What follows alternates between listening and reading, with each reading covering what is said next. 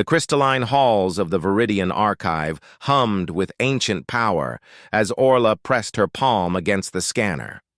The young human xenoarchaeologist had spent 3 years earning the right to access this sector, and her heart thundered with anticipation. "Fascinating," chittered Kivex, her Anthorian colleague, his compound eyes reflecting the amber glow of holographic displays. "The dating protocol indicates this artifact predates the first convergence by several millennia." Orla studied the object suspended in the containment field.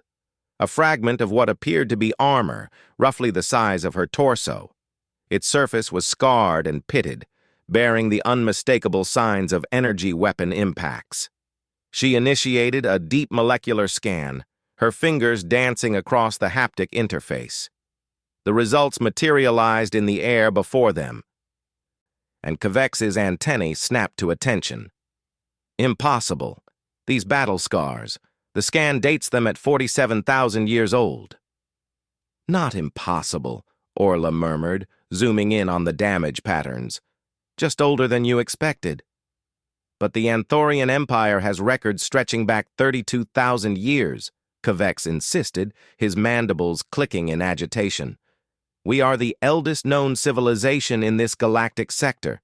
There should be nothing before us." Orla smiled. That peculiar human expression that Kvex had learned meant she knew something he didn't. "Those scars are from before your species existed, Kvex. Before the Anthorians. Before the Zix Collective. Before any of the convergent species looked up at the stars." The Anthorians' exoskeleton plates shifted in what Orla recognized as distress. "You cannot possibly know that." "Oh, but I can."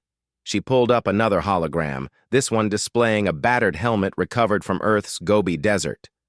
"Recognize these impact patterns? Plasma scoring, particle beam degradation, kinetic penetration attempts. Now look at your artifact."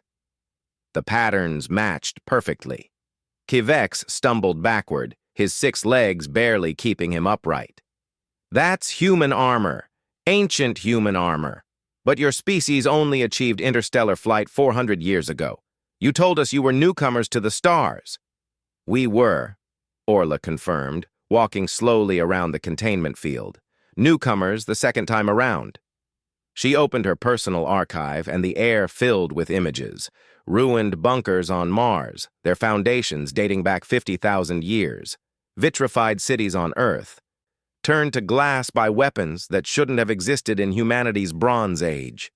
Strange alloys found in Antarctica, their composition matching nothing in Earth's natural geology, but everything in deep space mining operations. "The first human expansion," Orla said softly. "We don't talk about it much. Most humans don't even know. But some of us have been piecing it together for decades." "What happened?" Kvex whispered. Orla's expression darkened. "We don't know all the details. But 47,000 years ago, humanity reached for the stars. We colonized Mars, established outposts on Europa and Titan, developed faster-than-light travel. We were expanding, thriving." She paused. "And then we encountered something, or someone, something that didn't want us out here." The hologram shifted, showing stellar maps with curious voids, regions where stars existed but no known civilizations had ever settled, as if something had cleansed them long ago. "The war lasted centuries," Orla continued. "We found evidence of battles in the asteroid belt, on moons, throughout the solar system, even in deep space. Humanity fought with everything we had, but we were alone. And they were vast." "Who were they?" "We call them the Erasers. We never found their homeworld, never even confirmed what they looked like. But they were systematic. They destroyed our colonies, bombed our outposts, chased us back to Earth, and when they'd driven us home, they did something worse." Orla pulled up geological data, atmospheric composition charts spanning tens of thousands of years.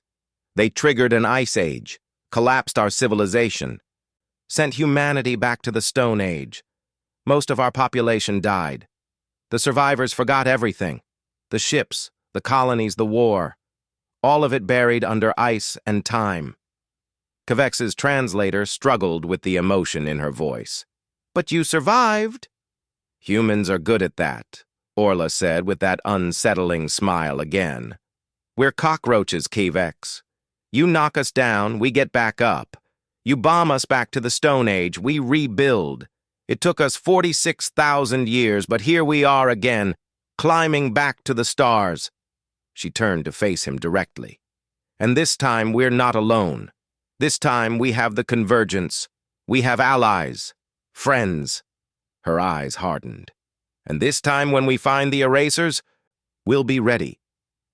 Kavex felt a chill run through his exoskeleton, an evolutionary response his species had developed long ago to recognize apex predators.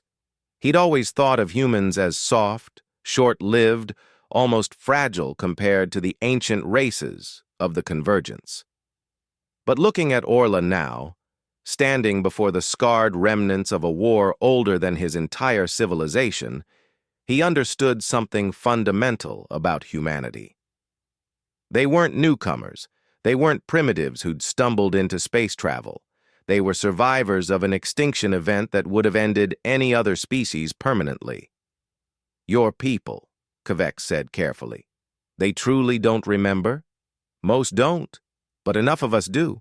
Enough to pass down the warning." Orla placed her hand on the containment field, and for a moment, Kavex could swear she was touching something beyond the glass, reaching across millennia to soldiers who'd worn that armor in battles beyond imagining. "What warning?"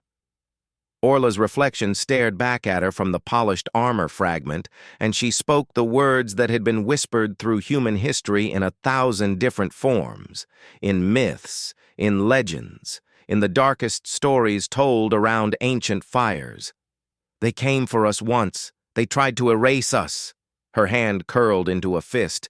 "But humans don't stay dead. We don't stay beaten, and we never, ever forget." She turned away from the artifact, her footsteps echoing in the crystalline hall. "Come on, Kavex. We have more digs to catalog, more pieces to find, more of the old war to uncover." "And when you've uncovered it all?" the Anthorian asked. "When you've pieced together the entire story?" Orla stopped at the doorway and looked back, and in that moment Kavex saw not the friendly colleague he'd worked with for 3 years, but something ancient and patient and utterly implacable. "Then we'll finish what our ancestors started," she said simply, "one way or another." The containment field hummed softly in the silence that followed, cradling the scarred remnants of a war that had nearly ended humanity. But only nearly, because humans, Kavex now understood, were the one species in the galaxy who'd already survived their apocalypse. And they were just getting started.